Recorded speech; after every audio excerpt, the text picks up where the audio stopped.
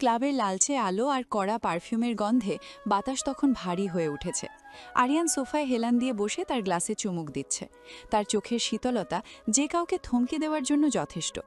নাতাশা তার শরীরের প্রতিটি বাঘ হিল্লোলিত করে আরিয়ানের উরুর ওপর হাত রাখল। তার আঙুলগুলো খুব ধীর গতিতে আরিয়ানের প্যান্টের কাপড়ের ওপর দিয়ে ওপরের দিকে উঠতে শুরু করল।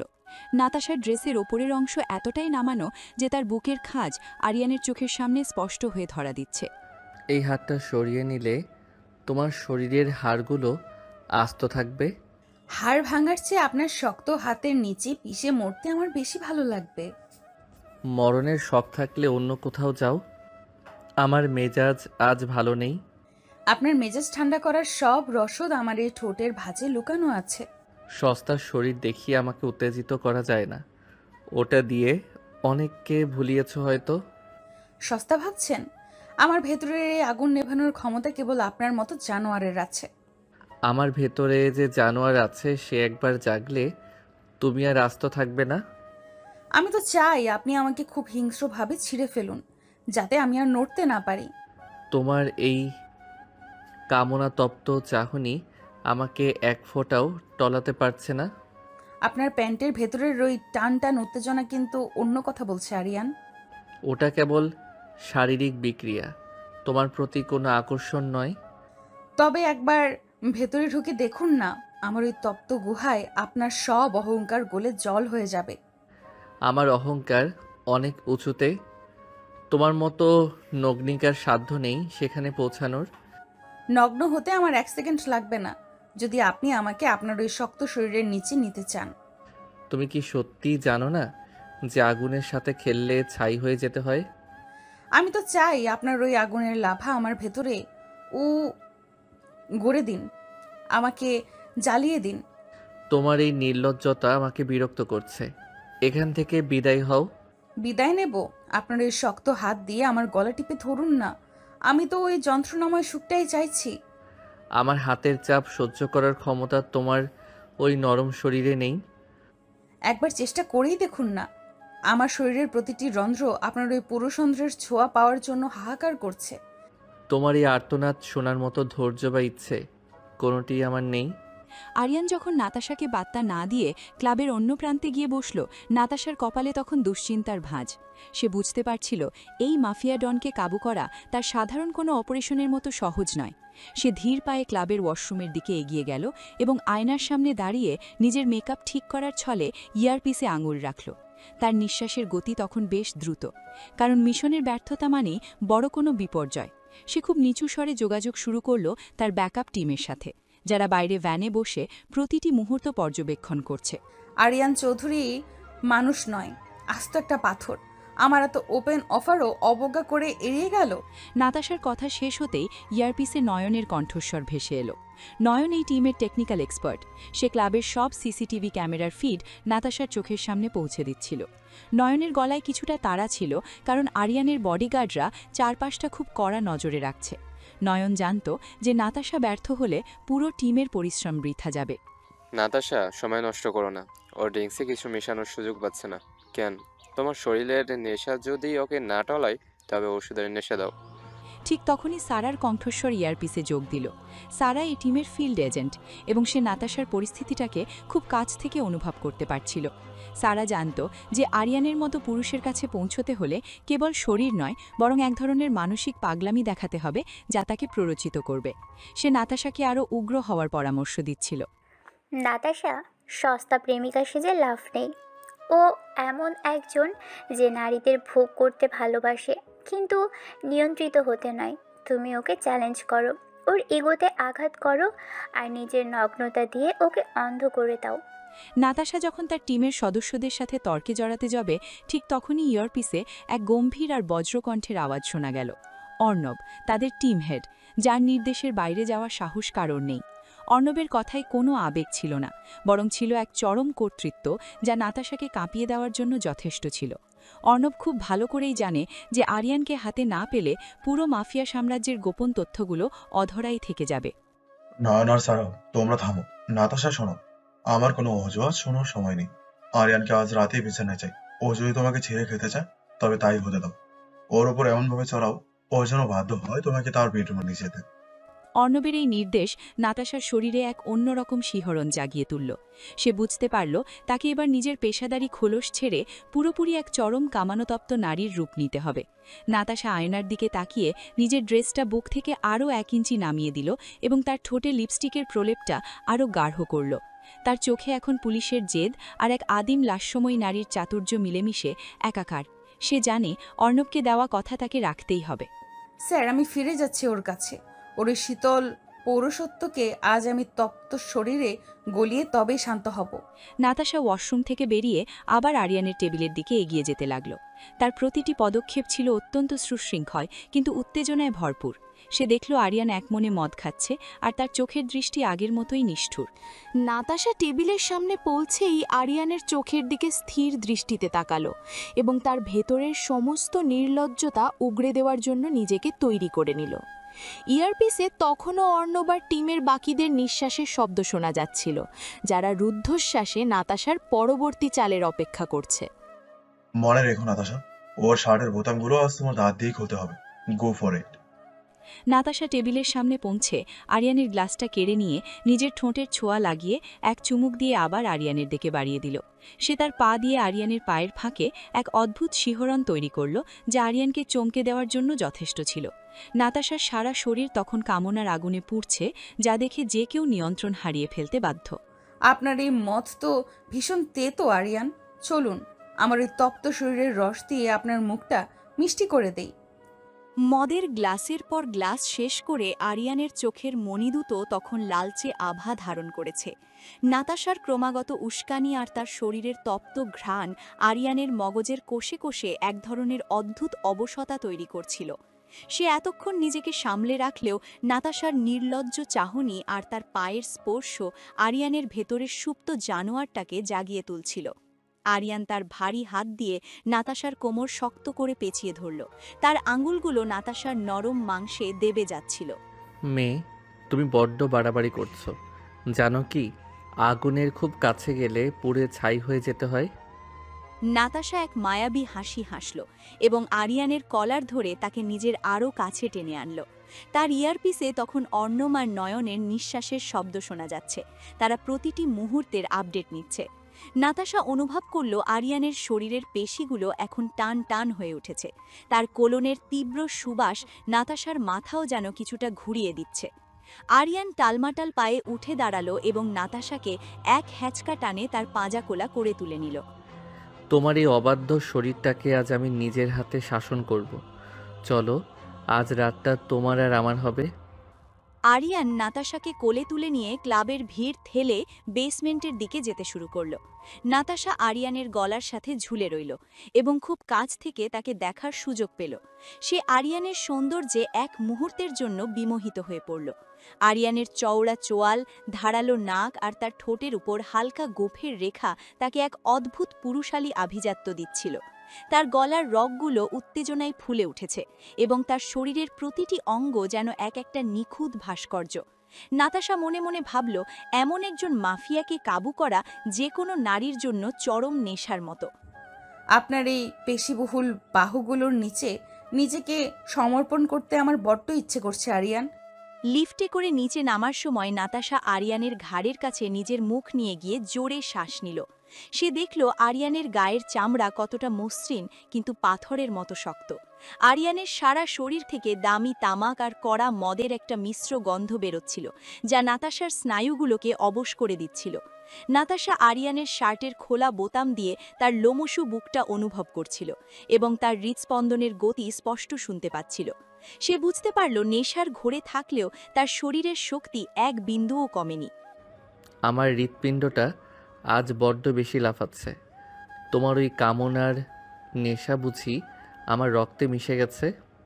বেসমেন্টের করিডোর দিয়ে যাওয়ার সময় নাতাশা আরিয়ানের ঠোঁটের দিকে তাকিয়ে রইল। তার মনে হলো এই শীতল মানুষটার ভেতরেও বুঝি কোনো এক আগ্নেয়গিরি লুকিয়ে আছে, যা আজ রাতে ফেটে পড়তে চলেছে। অর্ণবের কণ্ঠস্বর ইয়ারপিসে ভেসে এলো। কাজ হচ্ছে নাতাশা, ওকে একদম হাতের মুঠে নিয়ে এসো। নাতাশা তার 2 পা দিয়ে আরিয়ানের কোমর পেঁচিয়ে ধরল, যাতে আরিয়ানের নিয়ন্ত্রণ আরও দ্রুত হারিয়ে যায়। তারা যখন পুল গেমের রুমের দরজার সামনে পৌঁছালো, তখন নাতাশা আরিয়ানের কানে ফিসফিস করে চরম এক প্রলোভনের কথা শোনালো। এই বদ্ধ ঘরের ভেতরে আমি আপনাকে এমন এক স্বর্গ দেখাবো যা আপনি কোনোদিন কল্পনাও করেননি। আরিয়ান লাথি দিয়ে পুল গেম রুমের দরজাটা খুলে ফেলল।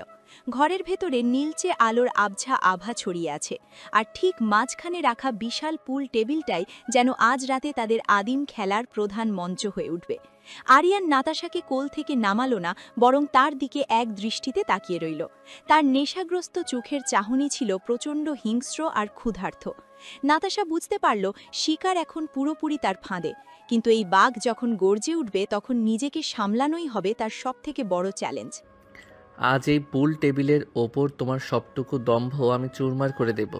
আরিয়ান লাথি দিয়ে পুলরুমের দরজাটা বন্ধ করে দিয়েই নাতাশাকে বিশাল পুল টেবিলটার ওপর সজোরে শুইয়ে দিল। নীলচে আলোয় টেবিলের সবুজ মখমলটা আরিয়ানের ছায়ার নিচে ঢাকা পড়ে গেল। আরিয়ানের নেশাগ্রস্ত চোখ দুটো তখন নাতাশার উন্মুক্ত বুক আর ঘামে ভেজা গলার ওপর দিয়ে আদিম ক্ষুধার মতো বিচরণ করছে। নাতাশা যখন আরিয়ানের ওপর নিজের নিয়ন্ত্রণ প্রতিষ্ঠা করতে চেয়েছিল, ঠিক সেই মুহূর্তে আরিয়ানের হাতের শক্ত মুঠো তার কবজি দুটো টেবিলের ওপর চেপে ধরল।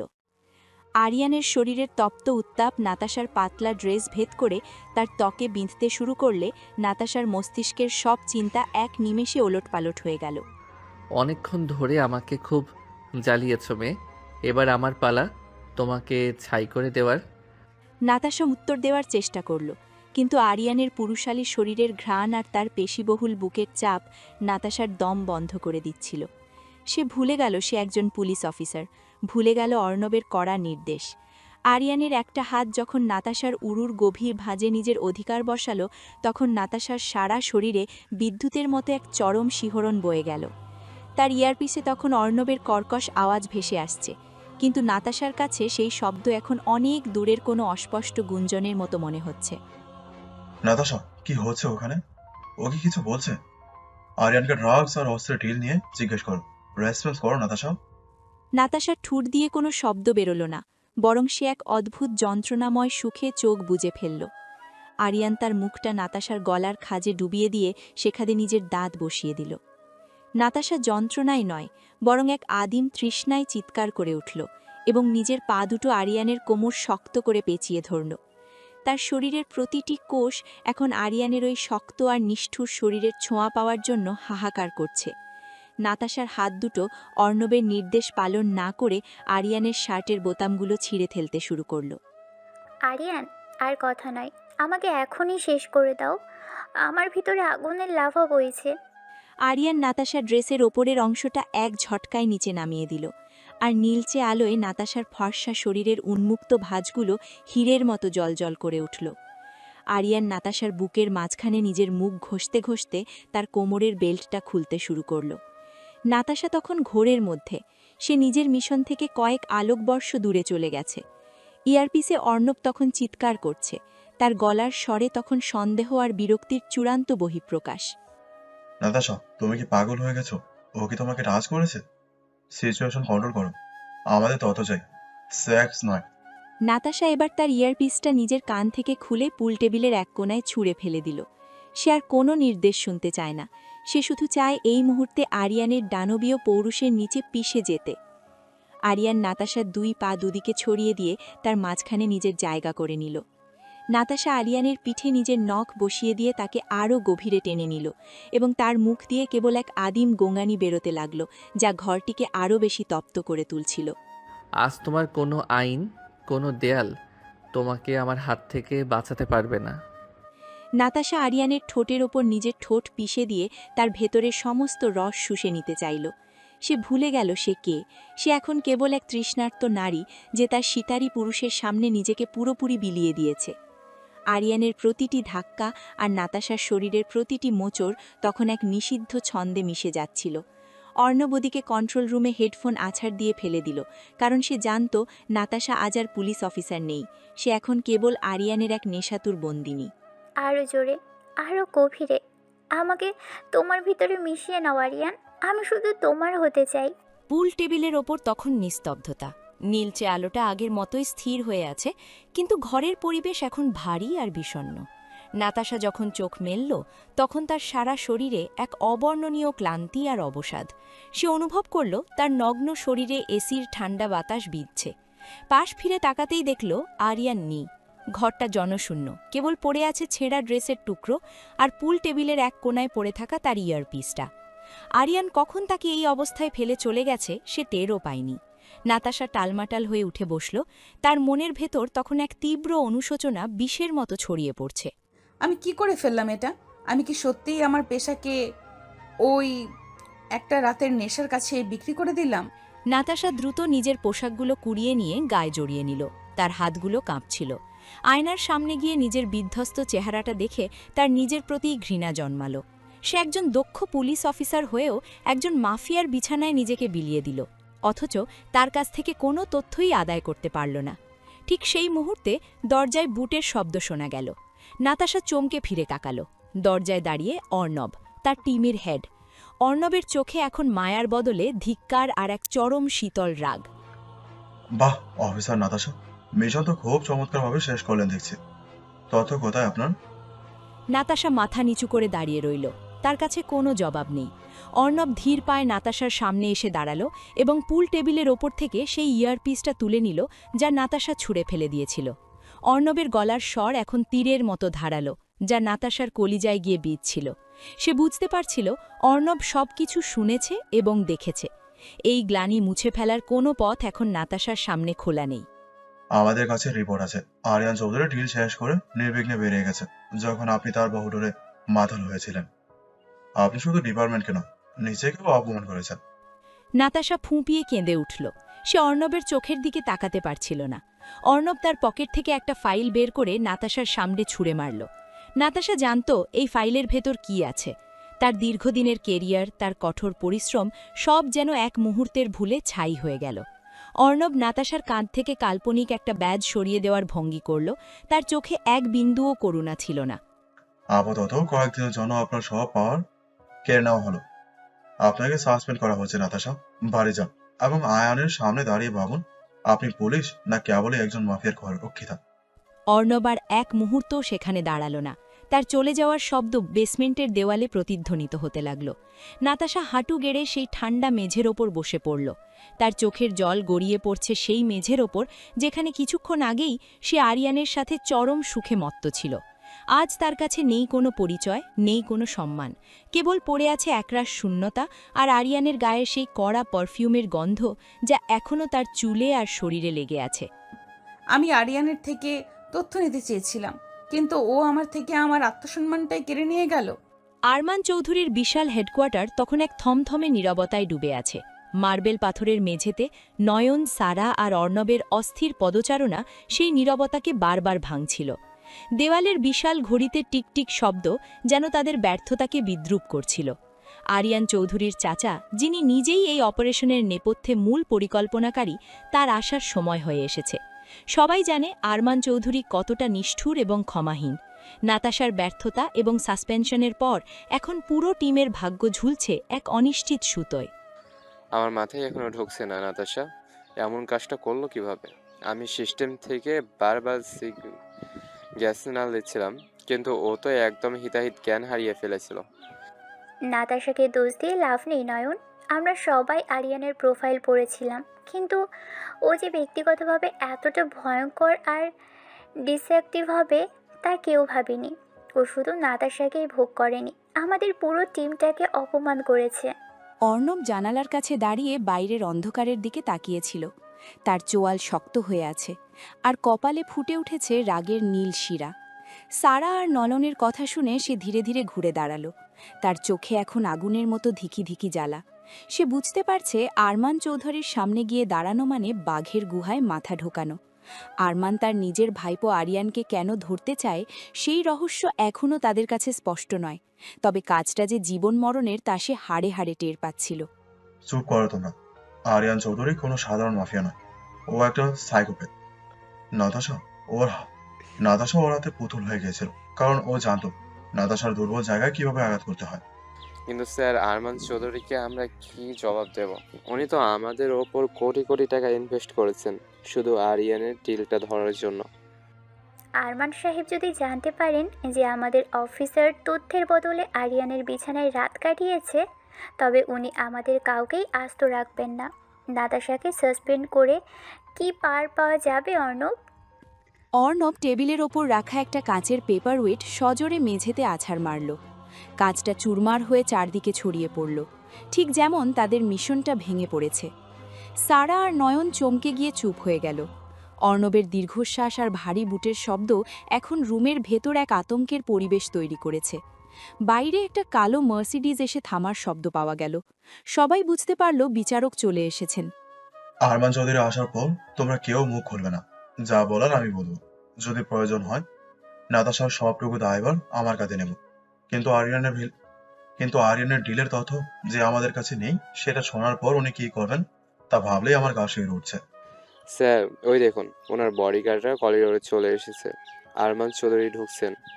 দরজার বাইরের ভারী বুটের শব্দ আর বডিগার্ডদের সজাগ অবস্থানের আভাস পাওয়া গেল। নয়ন আর সারা একে অপরের দিকে তাকালো। তাদের চোখে স্পষ্ট মৃত্যু ভয়।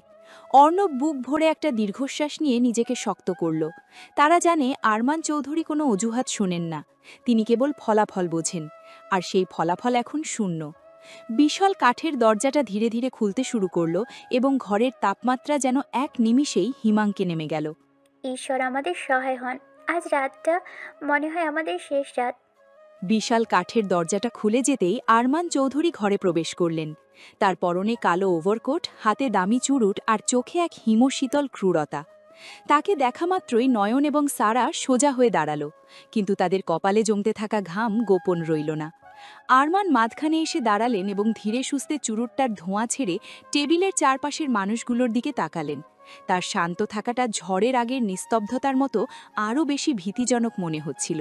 তো মিস্টার আরিয়ানের ডিলটা এখন কার কবজায়? নিশ্চয়ই তোমাদের কোনো সেফ হাউসে তথ্যগুলো পৌঁছে গেছে। স্যার, আসলে অফিসার নাতাশা আরিয়ানের খুব কাছে পৌঁছাতে পেরেছিল, কিন্তু শেষ মুহূর্তে আমাদের পরিকল্পনায় একটা বড় বিপর্যয় ঘটে গেছে। আমরা তথ্যগুলো সংগ্রহ করতে পারিনি। আরমান চৌধুরীর চোয়াল শক্ত হয়ে এলো। তিনি হাতের চুরুটটা টেবিলের ওপরেই পিষে দিলেন। তার দীর্ঘদিনের অভিজ্ঞতা তাকে বলছে যে এখানে কেবল কোনো কৌশলগত ভুল হয়নি, বরং পর্দার আড়ালে অন্য কিছু ঘটেছে। তিনি ধীর পায়ে অর্ণবের সামনে গিয়ে দাঁড়ালেন এবং তার চোখের দিকে তীক্ষ্ণভাবে তাকালেন। ঘরের বাতাস তখন এতটাই ভারী হয়ে উঠেছিল যে কারোর নিঃশ্বাস নেওয়ার সাহসটুকুও ছিল না। বিপর্যয় নাকি বিশ্বাসঘাতকতা? আমি নাতাশাকে বেছেছিলাম কারণ সে আমার সেবা করেছিল। আর আর তোমরা বলছো সে একজন মাফিয়ার বিছানার নিচের কর্তব্য ভুলে গেছে? অর্ণব মাথা নিচু করে রইল, কারণ মিথ্যে বলার কোনো সুযোগ আরমান রাখেননি। আরমান কিছুক্ষণ পায়চারি করলেন। তার মস্তিষ্কে তখন নতুন কোনো চাল তৈরি হচ্ছে। তিনি জানতেন আরিয়ানকে ধরতে হলে নাতাশাকেই প্রয়োজন, কারণ নাতাশাই একমাত্র নারী যে আরিয়ানের শরীরের খুব কাছাকাছি পৌঁছতে পেরেছে। রাগ সংবরণ করে তিনি আবার চেয়ারে বসলেন এবং অর্ণবের দিকে তাকিয়ে তার পরবর্তী কমান্ড দিলেন, যা সবাইকে অবাক করে দিল। নাতাশার উপর রাগ করে আমার সময় নষ্ট করার ইচ্ছে নেই। অর্ণব, নাতাশাকে এখনই আমার অফিসে ডেকে পাঠাও। ওর সাসপেনশন অর্ডার তুলে নাও এবং ওকে আবার রিক্রুট করো। কিন্তু স্যার নাতাশা তো মানসিকভাবে এখন পর্যন্ত, ও কি আবার ফিল্ডে নামতে পারবে? তাছাড়া আরিয়ান তো ওকে চিনে ফেলেছে, তারপর কি আর কাজ করা সম্ভব? আরমান চৌধুরী এক রহস্যময় হাসি হাসলেন। তার পরিকল্পনায় নাতাশা এখন আর সাধারণ কোনো পুলিশ অফিসার নয়, বরং আরিয়ানের জন্য রাখা এক বিষাক্ত টোক। তিনি টেবিলের ওপর রাখা একটা ম্যাপ খুলে ধরলেন এবং একটি নির্দিষ্ট জায়গার ওপর আঙুল রাখলেন। অর্ণব নাতাশাকে ফোন করার জন্য নিজের মোবাইলটা হাতে নিল। আরমানের আদেশ অমান্য করার ক্ষমতা কারোরই নেই, এমনকি নাতাশারও না। নাতাশাকে বলো ওর অপরাধবোধ কাটানোর একটা সুযোগ আমি দিচ্ছি। আরিয়ানকে ধরতে এবার আমরা কোনো ক্লাবে নয় এবং সরাসরি ওর ডেরায় হানা দেব। আর নাতাশাই হবে সেই চাবি যা দিয়ে আরিয়ানের দুর্গের দরজা খুলবে। অর্ণব ঘর থেকে বেরিয়ে গিয়ে নাতাশাকে ফোন করল। নাতাশা তখন নিজের অন্ধকার ঘরে একা বসে অতীতের স্মৃতিতে পুড়ছিল। অর্ণবের ফোন পেয়ে যখন সে আরমান চৌধুরীর অফিসের দিকে রওনা দিল, তখন তার মনে কেবল একটা প্রশ্নই ঘুরপাক খাচ্ছিল। আরমান চৌধুরী তাকে কেন আবার ফিরে আসতে বললেন? নাতাশা যখন অফিসের দরজার সামনে এসে পৌঁছল তখন সারা আর নয়ন তাকে সমবেদনার চোখে দেখল, কিন্তু অর্ণবের চোখে ছিল নতুন এক চ্যালেঞ্জ। নাতাশা ধীর পায়ে ভেতরে ঢুকল। আরমান চৌধুরী তাকে দেখে ইশারায় বসতে বললেন। নাতাশা নিজেকে অপরাধীর মতো মনে করলেও আরমানের চোখের নতুন পরিকল্পনা তাকে আবার উত্তেজিত করে তুলল। আরমান চৌধুরী তাকে একটি ফোল্ডার দিলেন যেখানে আরিয়ানের পরবর্তী মুভমেন্টের সব ডিটেলস আছে। নাতাশা, এবারের মিশনটা অনেক গভীরে। আরিয়ানের ওই পুল গেম রুমের মুহূর্তটা সেফ ট্রেলার ছিল। এবার তোমাকে পুরো সিনেমাটা শেষ করতে হবে, তৈরি হও। আরমান চৌধুরীর অফিসের ভেতর তখন পিন পতন নীরবতা। নাতাশা টেবিলের ওপাশে পাথরের মতো স্থির হয়েছিল, তার চোখে মুখে এখনও গতরাতের সেই বিধ্বংসী গ্লানির ছাপ। আরমান চৌধুরী তার চুরুটের ধোঁয়া ধীরে ধীরে বাতাসে ছেড়ে নাতাশার দিকে এক অদ্ভুত শীতল দৃষ্টিতে তাকালেন। তিনি জানতেন নাতাশা এখন এমন এক মানসিক অবস্থায় আছে যেখানে সে নিজের সম্মান ফিরে পেতে যে কোনো ঝুঁকি নিতে রাজি হবে। অর্ণব, নয়ন আর সারা পেছনে দাঁড়িয়ে এই নতুন এবং ভয়ঙ্কর পরিকল্পনার ছক বোঝার চেষ্টা করছিল। নাতাশা, তুমি তো আরিয়ানের শরীরের খুব গভীরে পৌঁছে গেছিলে। এবার সেই দুর্বলতাকেই আমরা আমাদের অস্ত্র বানাবো। তোমাকে একটা নাটক করতে হবে, ফেক প্রেগনেন্সি।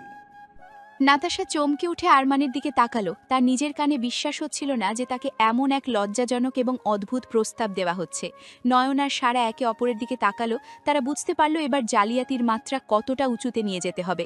নয়নকে নির্দেশ দেওয়া হলো যাতে সে আরিয়ানের পার্সোনাল ডেটাবেসে ঢুকে নাতাশার মেডিকেল রিপোর্টগুলো এমনভাবে সাজায় যেন আরিয়ানের মনে কোনো সন্দেহ না থাকে। স্যার, আমি জাল রিপোর্ট, আলস্টোগ্রাম কপি আর ক্লিনিকের অ্যাপার্টমেন্টের সব অলরেডি এমনভাবে ফিক্সড করে দেবো যে হারিয়ানের সিকিউরিটি টিম চাইলেও কোনো খোঁজ খুঁজে পাবে না। আর আমি নাতাশাকে এমন কিছু ইনজেকশন দেব যাতে ওর চেহারায় সকালের অসুস্থতা আর হরমোনাল চেঞ্জের ছাপ স্পষ্ট হয়ে ওঠে। আরিয়ানকে বিশ্বাস করতেই হবে যে ওই এক রাতের ভুল এখন এক নতুন প্রাণে জন্ম দিচ্ছে। নাতাশা যখন ভাবছিল এই নাটকের মাধ্যমে হয়তো সে আরিয়ানের থেকে কোনো গোপন তথ্য বা দলিলের সই নিতে পারবে, ঠিক তখনই আরমান চৌধুরী তার আসল উদ্দেশ্য প্রকাশ করলেন। আরমানের গলা থেকে তখন বেরোচ্ছিল হাড় হিম করা এক আদেশ। তার চোখে কোনো মমতা নেই কোনো পারিবারিক টান। তিনি আরিয়ান চৌধুরীকে পৃথিবী থেকে সরিয়ে দিয়ে তার বিশাল সাম্রাজ্যের একচ্ছত্র মালিক হতে চান। নাতাশার হাতে তিনি একটি ছোট কিন্তু অত্যন্ত শক্তিশালী ডিজিটাল পিস্তল এগিয়ে দিলেন। এবার কোনো তথ্য নয় নাতাশা, এবার আরিয়ান চৌধুরীর প্রাণ চাই। যখন ও তোমার প্রেগনেন্সির কথা শুনে আবেগপ্রবণ হয়ে তোমার কাছে টানবে, ঠিক তখনই ও হৃৎপিণ্ডে ঝাঁঝরা করে দেবে। অর্ণব পাংশুটে মুখে নাতাশার দিকে তাকালো। সে জানতো এটা কোনো পুলিশ মিশন নয়, এটা একটা ঠান্ডা মাথার খুন। কিন্তু আরমান চৌধুরীর হুকুম অমান্য করার ক্ষমতা এখন কারোর নেই। নাতাশা পিস্তলটা হাতে নিল, তার আঙ্গুলগুলো কাঁপছিল। সে কি সত্যিই পারবে সেই মানুষটাকে মারতে যার স্পর্শে সে কয়েক ঘন্টা আগেই নিজের অস্তিত্ব হারিয়েছিল? আরিয়ানের সেই নেশাতুর চোখ আর তপ্ত নিঃশ্বাসের কথা মনে পড়তেই নাতাশার ভেতরটা দুমড়ে মুচড়ে যাচ্ছিল। স্যার, কাজটা কিন্তু খুব ঝুঁকিপূর্ণ। আরিয়ান যদি একবার বুঝতে পারে এটা নাটক, তবে নাতাশা ওখান থেকে জীবন্ত ফিরতে পারবে না। সেই ঝুঁকি নাতাশা নেবে। ও নিজের সম্মান হারিয়েছে, এখন রক্তের বিনিময়ে সেই সম্মান ফিরে পেতে হবে নাতাশা। আরিয়ানের ওই পৈশাচিক শরীরের জোর জবরদস্তি ওপর তোমার সন্তান সম্ভব হওয়ার নাটক হবে তোমার সেরা অভিনয়। যখন ও তোমার পেটে কান রাখবে সন্তানের শব্দ শোনার জন্য, তখন তুমি ওর মাথায় গুলি করবে। নাতাশা পিস্তলটা নিজের ব্যাগে ভরে নিল। তার চোখে এখন অনুশোচনার বদলে এক অস্থির জেদ কাজ করছে। সে জানে এই মিশনে হয়তো তার নিজেরও মৃত্যু লুকিয়ে আছে, কিন্তু আরমান চৌধুরীর এই ভয়ঙ্কর প্রতিশোধের নেশায় সে এখন এক লক্ষ্যভ্রষ্ট তীরের মতো। সারা আর নয়ন তাকে নিয়ে বেরিয়ে গেল চূড়ান্ত প্রস্তুতির জন্য। অর্ণব শুধু দীর্ঘশ্বাস ফেলে জানালার বাইরে তাকিয়ে রইল, যেখানে এক আসন্ন ঝড়ের ইঙ্গিত পাওয়া যাচ্ছিল। আমি তৈরি স্যার। আরিয়ানের যে পৌরষ আমাকে কাল রাতে পঙ্গু করে দিয়েছিল, আজ আমার সেই নারীত্বই ওকে কবরে পাঠাবে। চৌধুরী ম্যানশনের বিশাল ডাইনিং রুমটি আজ এক গুমোট নিস্তব্ধতায় আচ্ছন্ন। ঝাড় লণ্ঠনের আলোয় রাজকীয় টেবিলটি নানা পদের খাবারে সাজানো থাকলেও সেখানে কোনো আনন্দের লেশ মাত্র নেই। আরিয়ান খুব শান্তভাবে তার ডিনার শেষ করার চেষ্টা করছিল, কিন্তু তার বাবার গম্ভীর মুখভঙ্গি তাকে জানান দিচ্ছিল যে আজ কোনো বড় ঝড় আসতে চলেছে। আফরোজা চৌধুরী পাশে বসে চিন্তিত মনে ছেলের পাতে খাবার তুলে দিচ্ছেন। তার চোখে মুখে এক ধরনের অসহায় আতঙ্ক ফুটে উঠেছে। আদনান চৌধুরী তার মদের গ্লাসের শেষ চুমুক দিয়ে টিস্যু দিয়ে মুখ মুছলেন এবং সরাসরি আরিয়ানের চোখের দিকে তাকালেন। অরিয়ন, আমি তোমার এঙ্গেজমেন্টের সব ঠিক করে ফেলেছি। আসিফ রহমানের মেয়ে আয়লার সাথে আগামী মাসেই অনুষ্ঠান হবে। আরিয়ান তার হাতের ছুরি কাটা চামচটা প্লেটের উপর মৃদু শব্দে নামিয়ে রাখল। তার চোখে সেই চেনা শীতলতার অবজ্ঞা ফিরে এসেছে, যা সে বাইরের জগতের জন্য জমিয়ে রাখে। আসিফ রহমান আরমানের ব্যবসায়িক প্রতিপক্ষ হলেও আদনান চৌধুরী চাচ্ছেন এই বিয়ের মাধ্যমে তাদের দুই মাফিয়া সাম্রাজ্যকে এক করে নিতে। কিন্তু আরিয়ানের কাছে কোনো নারী মানেই কেবল এক রাতের তৃষ্ণা, সেখানে কোনো বন্ধনের জায়গা নেই। বিশেষ করে আসিফ রহমানের মতো ধূর্ত মানুষের মেয়ের সাথে ঘর বাঁধায় চিন্তা তাকে বিরক্ত করছিল।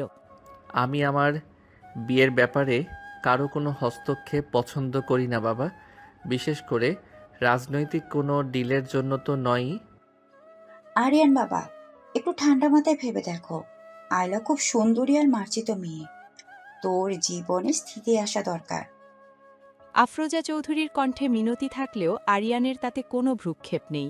সে চেয়ার ছেড়ে উঠে দাঁড়াতে চাইল, কিন্তু আদনান চৌধুরীর গলার স্বর তাকে থমকে দিল। আদনান আজ যেন স্থির সিদ্ধান্ত নিয়েই টেবিলে বসেছেন। তিনি জানেন আরিয়ানকে কবজা করতে হলে তাকে দেওয়ালে পিঠ ঠেকিয়ে দিতে হবে। চৌধুরী ম্যানশনের চারপাশের বডিগার্ডদের সজাগ উপস্থিতি আর আদনানের হাতের ইশারা জানান দিচ্ছিল যে এই আদেশ অমান্য করা আরিয়ানের পক্ষে সম্ভব নয়। এটা কোনো অনুরোধ নয় আরিয়ান, এটা আমার হুকুম। আসিফ রহমানের সাথে আমাদের এই ডিলটা না হলে আরমান আমাদের ব্যবসায় বড়সড় ধস নামবে। তুমি কি চাও আমাদের পুরো সাম্রাজ্য ধ্বংস হয়ে যাক? আরিয়ান দাঁতে দাঁত চেপে নিজের ক্ষোভ নিয়ন্ত্রণ করার চেষ্টা করল। সে জানে তার বাবা ব্যবসার খাতিরে যে কোনো কিছু করতে পারেন। আদনান চৌধুরীর এই জেদ তাকে এক অদৃশ্য জালে বন্দি করে ফেলেছে। আরিয়ান তার বাবার একদম চোখের ওপর নিজের দৃষ্টি স্থির রাখল, যেখানে ঘৃণা আর নিরুপায় ভাব মিলেমিশে একাকার। টেবিলের ওপর রাখা দামি কাঁচের গ্লাসটা সে এক ঝটকায় হাতে তুলে নিল। তার আঙুলের চাপে কাঁচটা যেন এখনই চুরমার হয়ে যাবে। সাম্রাজ্য বাঁচাতে যদি আমাকে বলি দিতে হয় তবে মনে রাখবেন, আমি এই বিয়ের পরিণতি খুব একটা সুখকর হতে দেব না। আদনান চৌধুরী এক কুটিল হাসি হাসলেন। তিনি জানতেন আরিয়ান শেষ পর্যন্ত তার কথার বাইরে যেতে পারবে না। আফরোজা চৌধুরী ছেলের অস্থিরতা দেখে তার হাতটা চেপে ধরলেন, কিন্তু আরিয়ান সেই হাত ছাড়িয়ে নিয়ে এক পা দুপা করে ডাইনিং রুম থেকে বেরিয়ে যেতে লাগল। তার প্রতিটি পদক্ষেপ ছিল প্রতিশোধের নেশায় মত্ত। পেছনে ডাইনিং টেবিলের উপর আদনান চৌধুরী তার বিজয়ের হাসি হাসছিলেন, আর আরিয়ান মনে মনে ভাবছিল কিভাবে এই বন্দি দশা থেকে বেরিয়ে আসা যায়। আগামীকাল সকালে আসিফের পরিবার আসবে। তুমি যেন বাড়ির বাইরে না যাও, সেটা খেয়াল রেখো।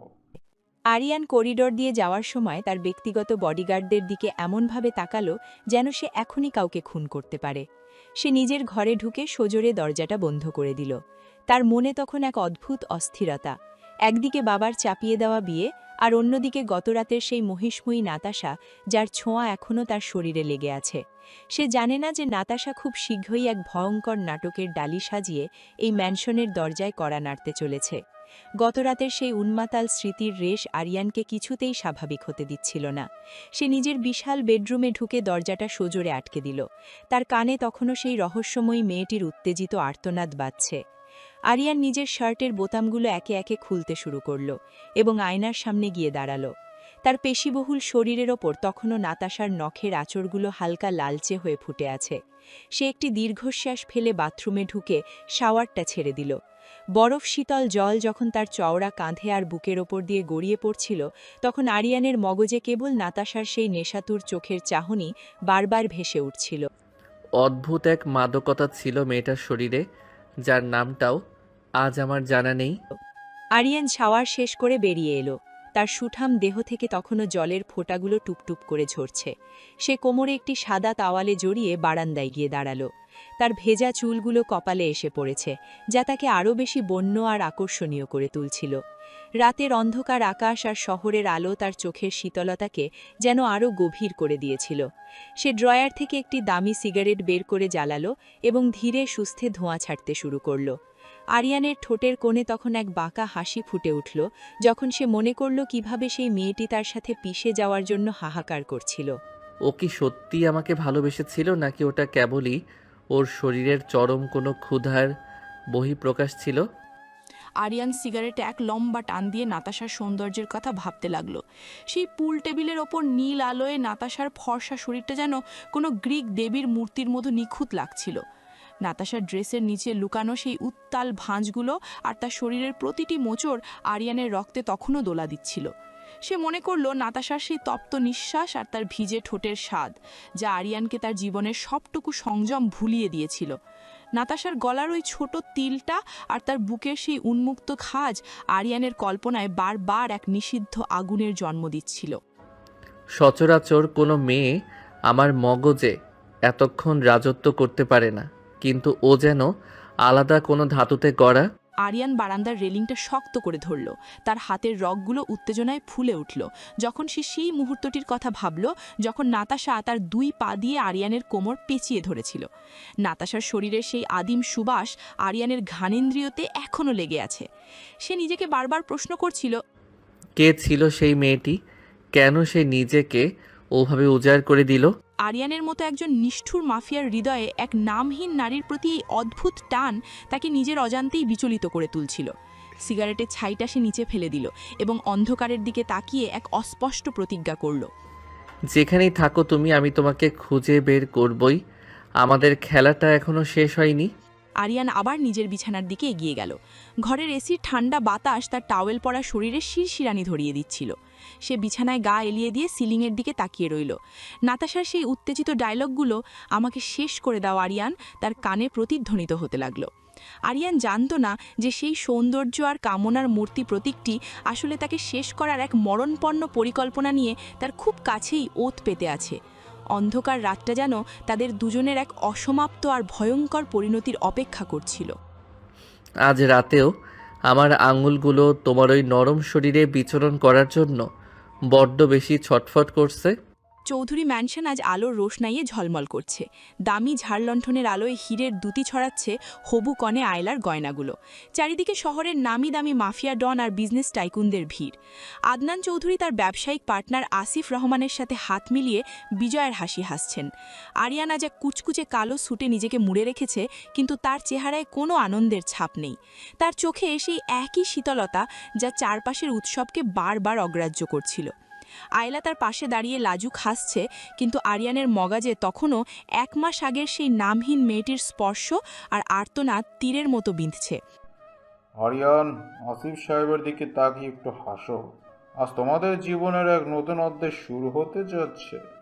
আরিয়ান কোনো উত্তর দিল না, শুধু তার বাবার দিকে একবার অগ্নিদৃষ্টিতে তাকিয়ে গ্লাসের বাকি মদটুকু এক চুমুকে শেষ করল। আসিফ রহমান আরিয়ানের কাঁধে হাত রেখে তার আভিজাত্যের প্রশংসা করছিলেন, কিন্তু আরিয়ানের মনে হচ্ছিল তার গলায় কেউ যেন ফাঁসির দড়ি পরাতে এগিয়ে আসছে। ঠিক সেই মুহূর্তে মাইকে ঘোষণা করা হলো আংটি বদলের অনুষ্ঠানের। আরিয়ান আর আয়লাকে মঞ্চের ঠিক মাঝখানে নিয়ে আসা হলো। চারিদিকে হাততালির শব্দে কান পাতা দেয়, কিন্তু আরিয়ানের ভেতরটা তখন এক অদ্ভুত অস্থিরতায় খাঁ খাঁ করছিল। আরিয়ান বাবা, এবার আইলার হাতে আংটিটা পরিয়ে দাও। আমাদের 2 পরিবার আজ এক হয়ে যাক। আরিয়ান খুব ধীরে পকেট থেকে সেই বহুমূল্য আংটিটা বের করল। আয়লা তার হাতটা এগিয়ে দিল। আরিয়ানের আঙুলগুলো যখন আয়লার বরফ শীতল আঙুলের কাছে পৌঁছল, ঠিক সেই মুহূর্তেই তার হৃৎপিণ্ডটা যেন এক মুহূর্তের জন্য থমকে গেল। সে মনে মনে ভাবছিল সেই মেয়েটির কথা, যার তপ্ত শরীর আর বন্য কামনায় সে একদিন নিজেকে হারিয়েছিল। আরিয়ান যখন আংটিটা আয়লার আঙুলে ঢোকাতে যাবে, ঠিক সেই মুহূর্তে হলের বিশাল দরজাটা সজোরে খুলে গেল এবং একজন বডিগার্ড হন্তদন্ত হয়ে ভেতরে ঢুকে পড়ল। স্যার, মাফ করবেন স্যার, কিন্তু বাইরে এক ভয়ঙ্কর পরিস্থিতি তৈরি হয়েছে। একজন মহিলা ভেতরে ঢোকার জন্য গেটে তোলপাড় করছেন। আদনান চৌধুরী রাগে ফেটে পড়লেন। এমন এক শুভ মুহূর্তে এই উটকো ঝামেলা তার প্রেস্টিজে আঘাত করছিল। তিনি বডিগার্ডের দিকে তেড়ে গেলেন এবং তার কলার চেপে ধরলেন। পুরো হলের মানুষ তখন শান্ত হয়ে এই ড্রামাটিক দৃশ্য দেখছিল। আরিয়ান আংটি ধরা অবস্থায় পাথরের মতো স্থির হয়ে দাঁড়িয়ে রইল। তার ভেতরে যেন কেউ ফিসফিস করে বলে উঠল, সে ফিরে এসেছে।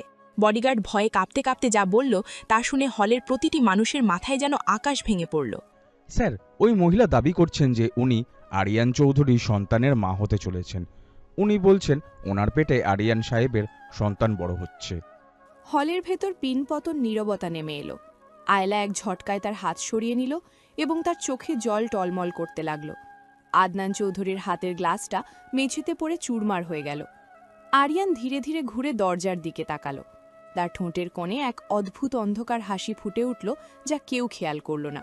সে জানত যার জন্য সে 1 মাস ধরে অপেক্ষা করছিল সে শেষ পর্যন্ত তার ডেরায় হানা দিয়েছে। আসিফ রহমানের মুখ অপমানে লাল হয়ে উঠল এবং তিনি গর্জাতে শুরু করলেন। আদনান চৌধুরী, এসব কি শুনছি? আপনার ছেলে কি তবে আমাদের মান সম্মান ধুলোয় মিশিয়ে দেওয়ার পরিকল্পনা করেছে? ঠিক তখনই হলের প্রবেশপথে নাতাশা এসে দাঁড়ালো। 1 মাস আগে সেই উগ্র রূপ নেই। এখন তার চোখে মুখে এক ধরনের শ্রান্ত ভাব এবং করুণা মাখানো জেদ। তার ঢিলেঢালা পোশাকের নিচে সে খুব সন্তর্পণে নিজের পিঠে হাত দিয়ে এক করুণ আর্তনাদ করল, যা হলের প্রতিটি কোণে প্রতিধ্বনিত হল। নাতাশা সরাসরি আরিয়ানের চোখের দিকে তাকালো, যেখানে আজ কোনো মাফিয়া ডনের দম্ভ নেই, আছে কেবল এক গভীর রহস্যের টান। আরিয়ান, আপনি কি ভেবেছিলেন আমাকে ফেলে দিয়ে অন্য কাউকে নিয়ে ঘর বাঁধবেন? আপনার এই বাচ্চার দায়ভার কে নেবে আরিয়ান? আরিয়ানের হাত থেকে হীরের আংটিটা টাইলসের মেঝেতে পড়ে এক অদ্ভুত ধাতব শব্দ তুলে গড়িয়ে গেল। পুরো হলরুম তখন রণক্ষেত্রে পরিণত হয়েছে। আসিফ রহমান রাগে কাঁপতে কাঁপতে আয়লার হাত ধরে এক হ্যাঁচকা টানে মঞ্চ থেকে নামিয়ে আনলেন। আয়লার চোখের জল তখন তার দামি মেকআপ ধুয়ে দিচ্ছে, কিন্তু আসিফের চোখে কেবল প্রতিহিংসার আগুন। আদনান চৌধুরী দিশেহারা হয়ে আসিফ রহমানের পিছু পিছু ছুটলেন, তাকে শান্ত করার জন্য আপ্রাণ চেষ্টা করতে লাগলেন। অন্যদিকে আফরোজা চৌধুরী নাতাশার সামনে এসে দাঁড়ালেন। তার চোখে তখন একাধারে ঘৃণা আর তীব্র কৌতূহল। তিনি নাতাশাকে আগাগোড়া পর্যবেক্ষণ করে এক কঠোর জেরা শুরু করলেন। তুমি কি জানো কার বাড়ির দরজায় দাঁড়িয়ে এই নোংরা নাটক করছো মেয়ে? আরিয়ানের ওপর এই কলঙ্ক দেওয়ার সাহস তোমাকে কে দিল? নাতাশা কোনো উত্তর দিল না। সে কেবল যন্ত্রণাকাতর চোখে আরিয়ানের দিকে তাকিয়ে রইল। তার চোখ দিয়ে তখন জল গড়িয়ে পড়ছে, যা দেখে যে কেউ বিশ্বাস করতে বাধ্য হবে যে সে সত্যিই প্রতারিত। আফরোজা যখন নাতাশার হাত চেপে ধরে তাকে বাড়ি থেকে বের করে দেওয়ার উপক্রম করছিলেন, ঠিক তখনই আরিয়ানের গম্ভীর কণ্ঠস্বর সবাইকে থামিয়ে দিল।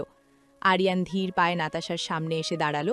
তার উপস্থিতি এতটাই প্রভাবশালী যে মুহূর্তের মধ্যে চারপাশের চিৎকার আর কোলাহল স্থিমিত হয়ে গেল। আরিয়ান নাতাশার খুব কাছে ঝুঁকে পড়ল। তার নিঃশ্বাস নাতাশার চুলে আছড়ে পড়ছে। মা, ওকে ছেড়ে দাও, আমি এর বিচার নিজে করব। আফরোজা চৌধুরী কিছুটা পিছিয়ে গেলেন। আরিয়ান নাতাশার দুটি কাঁধ শক্ত করে ধরে তাকে নিজের চোখের একদম সামনে নিয়ে এলো। আরিয়ানের চোখে এখন সেই মাফিয়া সুলভ নিষ্ঠুরতা নেই, আছে কেবল এক গভীর রহস্য উন্মোচনের তৃষ্ণা। সে নাতাশার ফ্যাকাশে মুখের দিকে তাকিয়ে তার হৃদস্পন্দনের গতি অনুভব করার চেষ্টা করছিল। নাতাশা অনুভব করল আরিয়ানের হাতের আঙুলগুলো তার চামড়ায় দেবে যাচ্ছে, যা তাকে 1 মাস আগের সেই কামনাতপ্ত রাতের কথা মনে করিয়ে দিচ্ছিল। আরিয়ানের গলার স্বর এখন তীরের মতো তীক্ষ্ণ আর শীতল।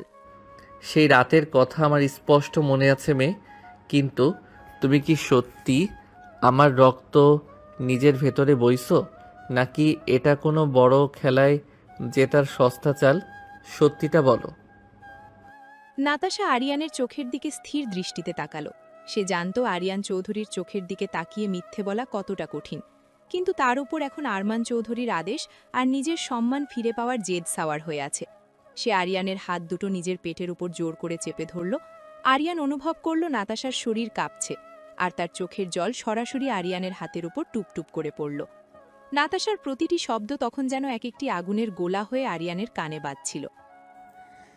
আপনার কি মনে হয় আরিয়ান, আমি কি আপনার মতো একজন জানোয়ারের সামনে দাঁড়িয়ে নিজের ইজ্জত এইভাবে নিলাম করতে আসতাম যদি এটা সত্যি না হতো? আপনার সন্তান এখন আমার ভেতরে তিলে তিলে বড় হচ্ছে। নাম কি তোমার মেয়ে? না, নাতাশা হেমাদ।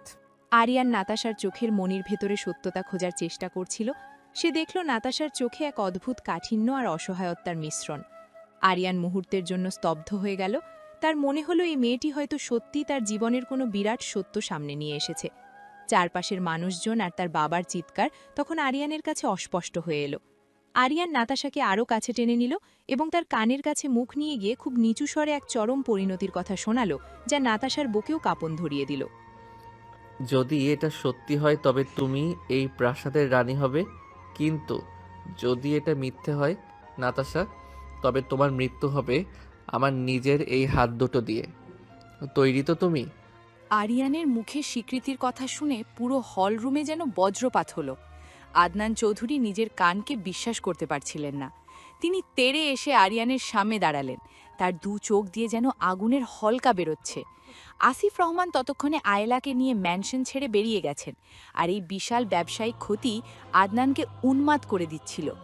আফরোজা চৌধুরী পাশে দাঁড়িয়ে নাতাশার দিকে এমনভাবে তাকাচ্ছিলেন যেন তিনি তাকে জ্যান্ত পুড়িয়ে মারবেন, কিন্তু আরিয়ান আজ কোনো যুক্তি বা কোনো বাধার তোয়াক্কা করার মুডে নেই। আরিয়ান, তুমি কি পাগল হয়ে গেছে? একটা নিচু বংশের রাস্তার মেয়েকে আমাদের চৌধুরী বংশের মর্যাদা দেবে? আমি এই বিয়ের সন্তান কোনো কিছুই মানি না। আরিয়ান তার বাবার দিকে ফিরেও তাকালো না। সে নাতাশার হাতটা নিজের শক্ত মুঠোর ভেতর আরও শক্ত করে চেপে ধরল। নাতাশা অনুভব করল আরিয়ানের হাতের তালুর সেই পরিচিত উষ্ণতা। সে মনে মনে ভাবছিল, এই মানুষটা কি সত্যিই তাকে এতটাই গুরুত্ব দিচ্ছে, নাকি এটা কেবল তার বাবার জেদের বিরুদ্ধে এক চরম বিদ্রোহ। আরিয়ানের চোয়াল শক্ত হয়ে আছে।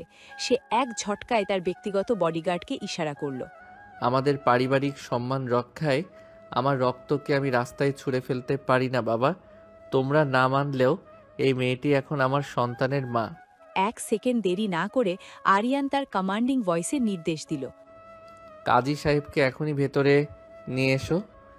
হলের ভেতরে সবার গুঞ্জন আর আদনান চৌধুরীর চিৎকার ছাপিয়ে কাজী সাহেব যখন সামনে এসে দাঁড়ালেন, তখন পুরো ম্যানশনে এক নিস্তব্ধতা নেমে এলো। আফরোজা চৌধুরী আর্তনাদ করে উঠলেন, কিন্তু আরিয়ানের বরফ শীতল চাহনি তাকে থামিয়ে দিল।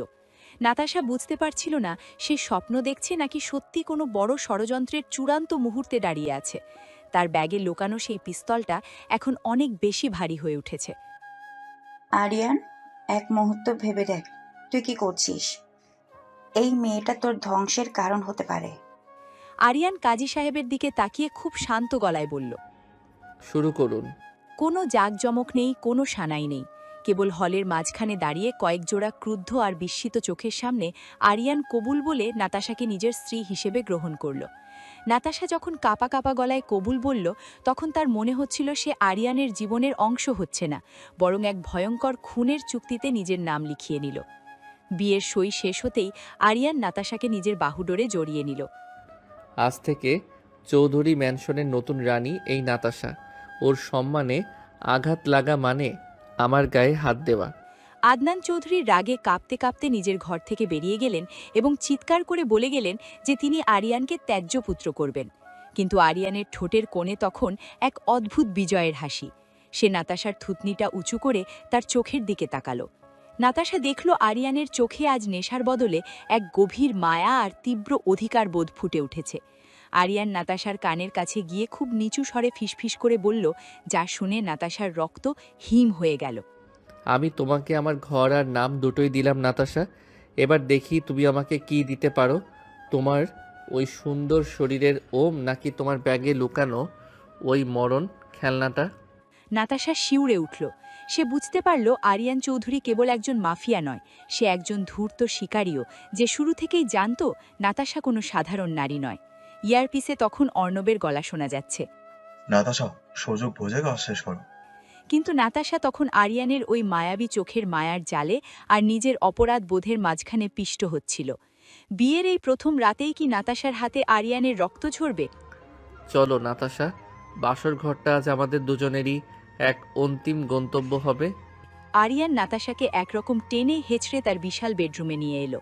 লাথি দিয়ে দরজাটা বন্ধ করে সে লকার থেকে একটা দামি চুরোট বের করে জ্বালালো। সারা ঘর তখন চুরোটের কড়া গন্ধে ভারী হয়ে উঠেছে। আরিয়ান সোফায় গা এলিয়ে বসে ধোঁয়া ছাড়তে ছাড়তে নাতাশার দিকে এমনভাবে তাকালো যেন সে কোনো অপরাধীকে কাঠগড়ায় দাঁড় করিয়েছে। নাতাশা বিছানার এক কোণায় জড়সড় হয়ে বসেছিল। তার সারা শরীর তখনও উত্তেজনায় কাঁপছে। সে বুঝতে পারছিল বিয়ের এই আনুষ্ঠানিকতা আরিয়ানের কাছে কোনো ভালোবাসা নয়, বরং তাকে খাঁচায় বন্দি করার একটা কৌশল মাত্র। আমাদের বিয়েটা তো বেশ নাটকীয় হলো, তাই না নাতাশা? কিন্তু আমি নাটক খুব একটা পছন্দ করি না। আরিয়ান উঠে দাঁড়িয়ে ধীর পায়ে নাতাশার সামনে এসে দাঁড়ালো। সে চুরুটে ধোঁয়া নাতাশার মুখের উপর ছেড়ে দিল, যা নাতাশাকে কাশতে বাধ্য করল। আরিয়ানের এক হাতের আঙুলগুলো খুব শক্তভাবে নাতাশার চিবুক চেপে ধরল। তার চোখের মণি দুটো এখন আগুনের মতো জ্বলছে। নাতাশা মুখ ফিরিয়ে নেওয়ার চেষ্টা করল, কিন্তু আরিয়ানের হাতের বাঁধন থেকে মুক্তি পাওয়া অসম্ভব ছিল। ইয়ারপিসে অর্ণবের অস্থির কণ্ঠস্বর ভেসে আসছিল। নাতাশা, ও কি সন্দেহ করছে? সুযোগ পেলেই গুলি করো। কিন্তু নাতাশা হাত ব্যাগের দিকে যাচ্ছিল না। এবার বলো, তোমাকে কে পাঠিয়েছে? আরমান চৌধুরী নাকি অন্য কেউ, যে আমার সাম্রাজ্যে ফাটল ধরাতে তোমাকে এই গর্ভবতীর স্ক্রিপ্ট লিখে দিয়েছে? নাতাশা পাথরের মতো স্তব্ধ হয়ে রইল। সে জানত মুখ খুললেই মৃত্যু নিশ্চিত, আর না খুললেও আরিয়ানের হাত থেকে নিস্তার নেই। সে তার ভেতরের পুলিশ অফিসারটিকে জাগিয়ে তোলার চেষ্টা করল, কিন্তু আরিয়ানের ওই পেশিবহুল শরীরের উপস্থিতি আর তার কড়া পারফিউমের গন্ধ নাতাশার স্নায়ুগুলোকে বারবার অবশ করে দিচ্ছিল। সে শুধু মাথা নিচু করে নিজের চোখের জল আড়াল করার অভিনয় করে গেল। নাতাশার নীরবতা আরিয়ানকে আরও বেশি খেপিয়ে তুলছিল। আমি জানি না আপনি কিসের কথা বলছেন আরিয়ান। আমি শুধু জানি আমার পেটে আপনার সন্তান আছে আর আপনি আমাকে অপমান করছেন। আরিয়ান এক বিকট হাসি দিল। সে চুরুটটা অ্যাশট্রেতে কিসে দিয়ে নাতাশাকে এক ঝটকায় নিজের আরও কাছে টেনে নিল। তাদের শরীরের দূরত্ব এখন শূন্য। নাতাশা অনুভব করল আরিয়ানের শরীরের সেই তপ্ত উত্তাপ, যা তাকে 1 মাস আগে সেই কামনা তপ্ত রাতের কথা মনে করিয়ে দিচ্ছে। আরিয়ান নাতাশার কানের লটিটা কাবমোড়ে দিয়ে খুব নিচু স্বরে কিন্তু কর্কশভাবে কথা বলতে শুরু করল। নাতাশা বুঝতে পারছিল তার প্রতিটি মিথ্যে আরিয়ানের মগজে চাবুকের মতো আঘাত করছে। আমার রক্ত চেনার ক্ষমতা আমার আছে নাতাশা, তুমি খুব ভালো অভিনেত্রী, কিন্তু তোমার চোখের ওই ভয়টা বলে দিচ্ছে তুমি কোনো মিশনের অংশ। বলো, কে তোমার বস? নাতাশা তবুও চুপ। সে কোনোভাবেই অর্ণব বা আরমানের নাম নিতে চায় না। আরিয়ান এবার নাতাশার ঘাড়ের ওপর নিজের ঠোঁট ঘষতে শুরু করল, যা একাধারে ছিল আদর আর এক ভয়ঙ্কর অত্যাচার। নাতাশা যন্ত্রণায় চোখ বুজে ফেলল। তার ইয়ারপিস থেকে তখন অর্ণব চিৎকার করছে। নাতাশা, কথা বলো, ও কি করেছে তোমার সাথে? কিন্তু নাতাশা কোনো উত্তর দিল না। সে জানত এই মুহূর্তে কোনো ভুল পদক্ষেপ মানেই সব শেষ। আরিয়ান নাতাশার কলার হাড়ের কাছে একটা গভীর কামড় বসিয়ে দিল। যতক্ষণ না তুমি সত্যি বলবে ততক্ষণ এই ঘর থেকে বেরোতে পারবে না। আমি দেখব তোমার ওই ফেক সন্তানের মায়া তোমাকে কতক্ষণ বাঁচিয়ে রাখে। চোখে থাকা জলবিন্দুগুলো আরিয়ানের দীর্ঘদিনের গড়ে তোলা কঠিন দেয়ালটাকে ভেঙে চুরমার করে দিচ্ছিল। সে চেয়েছিল নাতাশাকে জেরা করতে, তার পরিচয় বের করতে, কিন্তু নাতাশার গায়ের সেই মায়াবী সুবাস আরিয়ানের মগজে চাবুক মারতে শুরু করেছে। আরিয়ান তার হাতের বাঁধন শিথিল করল না, বরং নাতাশার ঠোঁটের উপর নিজের বুড়ো আঙুলটা খুব ধীর গতিতে বুলিয়ে দিতে লাগল। নাতাশা তখন আরিয়ানের বুকের উত্তাপে সিটিয়ে আছে। তুমি মিথ্যে বলছো কি সত্যি, সেটা এখন আর আমার মগজ বুঝতে চাইছে না নাতাশা। আমার শরীর কেবল তোমাকে চাইছে। আরিয়ান আর নিজেকে সামলাতে পারল না। সে এক ঝটকায় নাতাশার মুখটা উঁচু করে তার ঠোঁটের ওপর নিজের ঠোঁট পিষে দিল। নাতাশা প্রথমে বাধা দেওয়ার চেষ্টা করেছিল, কিন্তু আরিয়ানের ওই উত্তপ্ত আর শক্তিশালী চুম্বনের গভীরতা তাকে নিস্তেজ করে দিল। নাতাশা নিজেকে বারবার মনে করিয়ে দেওয়ার চেষ্টা করছিল যে সে প্রেগন্যান্সির নাটক করছে। সে একজন পুলিশ অফিসার, তাকে আরিয়ানকে মারতে হবে। কিন্তু আরিয়ানের স্পর্শে তার সমস্ত পরিকল্পনা তাসের ঘরের মতো ভেঙে পড়ল। ইয়ারপিসে অর্ণবের গলা তখনও অস্পষ্টভাবে ভেসে আসছিল, কিন্তু নাতাশা সেটা খুলে দূরে ছুঁড়ে ফেলে দিল। আরিয়ান, করবেন না, আমি প্রেগনেন্ট, বাচ্চার ক্ষতি হতে পারে। নাতাশার এই দুর্বল আপত্তি আরিয়ানের কানে পৌঁছাল না। সে নাতাশাকে কোলে তুলে নিয়ে বিছানায় শুইয়ে দিল। আরিয়ানের চোখ এখন কামনার আগুনে টকটকে লাল। সে নাতাশার ওপর নিজের শরীরের ভার ছেড়ে দিল, কিন্তু খুব সতর্কভাবে, যেন সত্যিই সে তার অনাগত সন্তানের প্রতি কিছুটা যত্নশীল। নাতাশা অনুভব করল আরিয়ানের হাতের তালু তার পেটের ওপর দিয়ে পিঠের দিকে চলে যাচ্ছে। নাতাশার মনে এক অদ্ভুত অপরাধবোধ আর সুখের দোলাচল শুরু হলো। সে কি সত্যি একজন মাফিয়াকে ভালোবেসে ফেলছে? যদি সত্যি এখানে আমার রক্ত বড় হয়ে থাকে, তবে আজ রাতটা সেই অনাগত প্রাণের জন্যই উৎসর্গ করলাম। আরিয়ান নাতাশার ড্রেসের বোতামগুলো খুব দ্রুত হাতে খুলে ফেলতে লাগল। ঘরের টিমটিমে আলোয় নাতাশার ফর্সা শরীরটা আবার আরিয়ানের সামনে উন্মোচিত হল। আরিয়ান নাতাশার গলার খাঁজে মুখ ডুবিয়ে দিয়ে তাকে খুব নিবিড়ভাবে আদর করতে শুরু করল। নাতাশা আর নিজেকে ধরে রাখতে পারল না। সে আরিয়ানের চুলে নিজের আঙুলগুলো ডুবিয়ে দিয়ে তাকে আরও গভীরে টেনে নিল। তার পেটে হাত বুলিয়ে আরিয়ান এক রহস্যময়ী হাসি হাসল, যার নাতাশার বুকেও কাঁপন ধরিয়ে দিল। আপনি আপনি কি আমাকে বিশ্বাস করছেন আরিয়ান? আরিয়ান কোনো উত্তর দিল না। সে নাতাশার ঠোঁটের থেকে শুরু করে তার শরীরের প্রতিটি রন্ধ্রে নিজের অধিকার স্থাপন করতে শুরু করল। নাতাশার মিথ্যে প্রেগন্যান্সির খবরটা যেন আজ রাতে তাদের দুজনের মাঝখানে সব দূরত্ব মিটিয়ে দেওয়ার এক অজুহাত হয়ে দাঁড়ালো। আরিয়ান নাতাশাকে এমন এক মায়াবী সুখে ডুবিয়ে দিল যেখানে কোনো পুলিশ মিশন ছিল না কোনো খুনের পরিকল্পনা। নাতাশা ভুলেই গেল তার ব্যাগে রাখা সেই ডিজিটাল পিস্তলটির কথা, যেটির আজ রাতে আরিয়ানের প্রাণ নেওয়ার কথা ছিল। তুমি আমার নেশা নাতাশা, আর এই নেশা আমি কোনোদিন ছাড়তে পারবো না। ভোরের আলো তখনও চৌধুরী ম্যানশনের জানালায় এসে পড়েনি, কিন্তু নাতাশার ঘুম ভেঙে গেল এক তীব্র অস্বস্তিতে। তার সারা শরীর ঘামে ভিজে গেছে এবং পেটের নিচের দিকে এক অদ্ভুত কামড়ানো যন্ত্রণা সে অনুভব করছিল। সে কোনোমতে বিছানা ছেড়ে বাথরুমে যাওয়ার চেষ্টা করল, কিন্তু মেঝেতে পা রাখতেই তার মাথাটা ঘুরে উঠল। নাতাশা আয়নায় নিজের ফ্যাকাশে মুখটা দেখে শিউরে উঠল। তার ঠোঁট রক্তহীন সাদা। ঠিক তখনই সে খেয়াল করল সাদা মেঝেতে লাল রঙের কয়েক ফোঁটা রক্তের দাগ। তার পরনের কাপড়েও রক্তের ছাপ লেগে আছে। এটা কি হচ্ছে? আমি তো প্রেগনেন্ট নই। তবে কি সারার দেওয়া ওই হরমোন ইঞ্জেকশন আর ওষুধের কোনো মারাত্মক পার্শ্ব প্রতিক্রিয়া শুরু হলো, নাকি আমার শরীরে আরিয়ানের ওই পৈশাচিক আদিমতা সহ্য করতে পারছে না? নাতাহার টালমাটাল পায়ে বেসিনের ধারটা জাপটে ধরল। তার প্রতিটি নিঃশ্বাস তখন যন্ত্রণাদায়ক। সে বুঝতে পারছিল না এই রক্তপাত কি তার মিথ্যে নাটকেরই কোনো করুণ পরিণতি, নাকি অন্য কিছু। ঠিক সেই মুহূর্তে বাথরুমের ড্রয়ারে লুকিয়ে রাখা তার গোপন ফোনটি ভাইব্রেট করে উঠল। নাতাশা কাঁপা কাঁপা হাতে ফোনটা তুলল। স্ক্রিনে অর্ণব নামটা দেখে তার বুক ধড়ফড় করে উঠল। ফোনটা রিসিভ করতে ওপাশ থেকে আরমান চৌধুরীর সেই হাড় হিম করা গম্ভীর কণ্ঠস্বর ভেসে এলো। নাতাশা, কাল রাতটা তো খুব ভালোই উপভোগ করলে, কিন্তু মনে রেখো আমি তোমাকে ওখানে হানিমুন করতে পাঠাইনি। আমার ধৈর্য হারিয়ে যাচ্ছে। স্যার, আমার শরীরটা খুব খারাপ লাগছে। আমি মনে হয় কোনো ভুল ওষুধ খেয়েছি। রক্তপাত হচ্ছে। আরমান চৌধুরীর গলায় সহমর্মিতার লেশমাত্র ছিল না। তার কাছে নাতাশা কেবল একটা দাবার ঘুঁটি, যার কাজ হল তার পথের কাঁটা আরিয়ানকে সরিয়ে দেওয়া। নাতাশার শারীরিক যন্ত্রণার কথা শুনে তিনি আরও বেশি রুক্ষ হয়ে উঠলেন। তার কণ্ঠস্বর এখন তীরের মতো বিষাক্ত হয়ে নাতাশার কানে বিঁধছে। নাতাশা আয়নায় নিজের বিধ্বস্ত প্রতিচ্ছবি দেখে ফুঁপিয়ে কেঁদে উঠল, কিন্তু আরমানের হুকুম তাকে এক চরম গন্তব্যের দিকে ঠেলে দিচ্ছিল। ওসব অজুহাত আমাকে দেখিও না। রক্ত বেরোতে দাও। ওটা তোমার অভিনয়ের জন্য আরও ভালো হবে। আরিয়ান এখন তোমার ওপর দুর্বল। এটাই সুযোগ। আজ বিকেলের মধ্যে আরিয়ান চৌধুরীর লাশের খবর চাই আমার কাছে। যত দ্রুত সম্ভব কাজ শেষ করো নাতাশা, নয়তো মনে রেখো তোমার নিজের প্রাণও বিপন্ন। আরমান ফোনটা কেটে দিলেন। নাতাশা ফোনটা মেঝেতে ফেলে ফুঁপিয়ে কেঁদে উঠল। সে একদিকে নিজের শরীরের অসহ্য যন্ত্রণা আর অন্যদিকে আরমানের খুনের হুকুমের মাঝখানে পিষ্ট হচ্ছিল। আরিয়ান পাশের ঘরে গভীর ঘুমে আচ্ছন্ন। সে জানেও না যে তার জন্য যমদূত ওত পেতে আছে।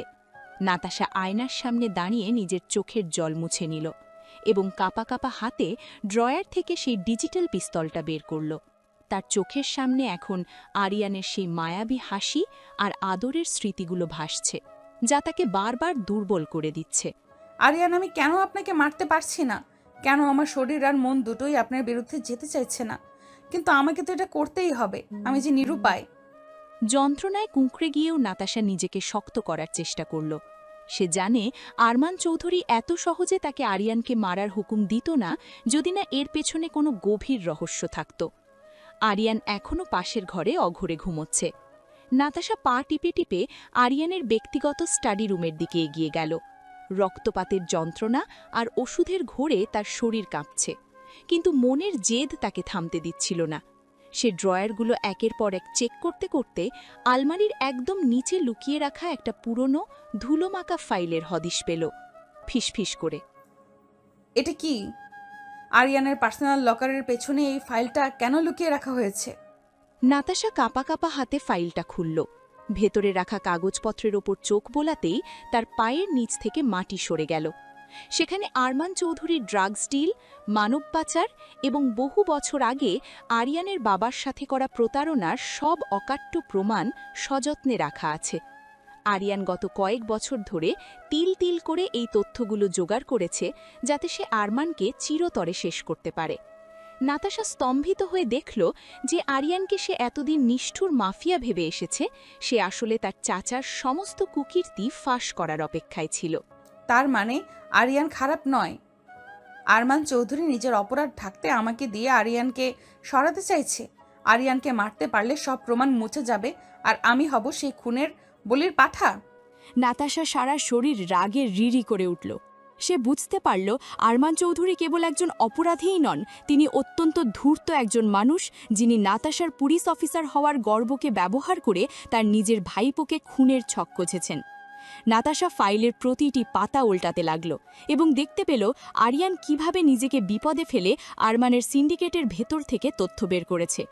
আরিয়ানের সেই শীতল চাহনি আর কর্কশ স্বভাবের আড়ালে যে এক ন্যায় বিচারের আকাঙ্ক্ষা লুকিয়েছিল, তা নাতাশা এতদিন চিনতেই পারেনি।